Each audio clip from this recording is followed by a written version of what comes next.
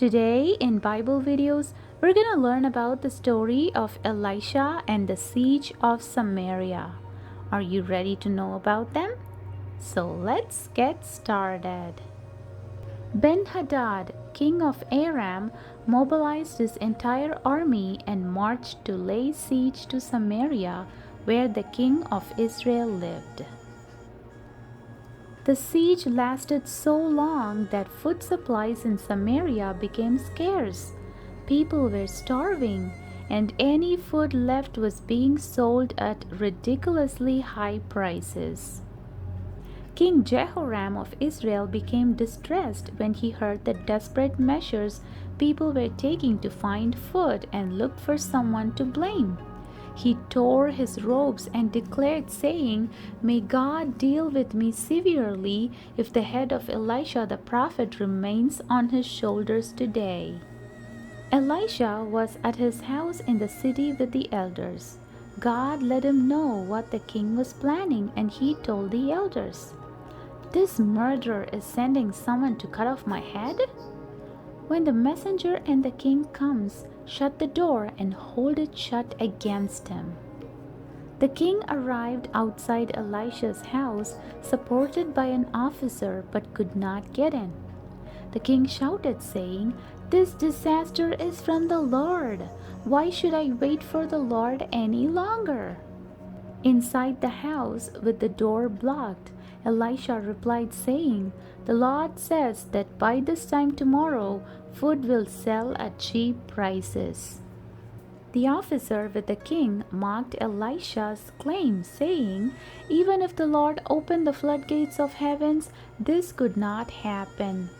But Elisha said, "You will see it with your own eyes, but you will not eat any of it." At the entrance to the city gate were 4 men with leprosy. They said, "If we stay here, we will die. So let's go over to the camp of the enemy and surrender. If they spare us, we live. If they kill us, then we die." At dusk, they got up and went to the camp of the Armenian army. When they reached the edge of the camp, no one was there.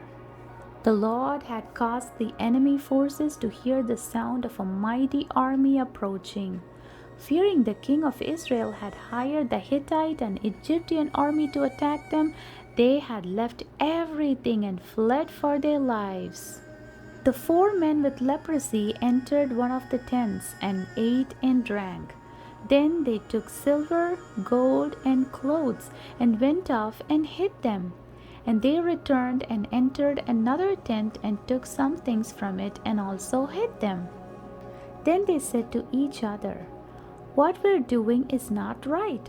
This is a day of good news and we are keeping it to ourselves. Let's not wait till daybreak, but report this to the royal palace." So they shouted out to the city gatekeepers, who reported their news to the king. The king got up, but was very suspicious of the news.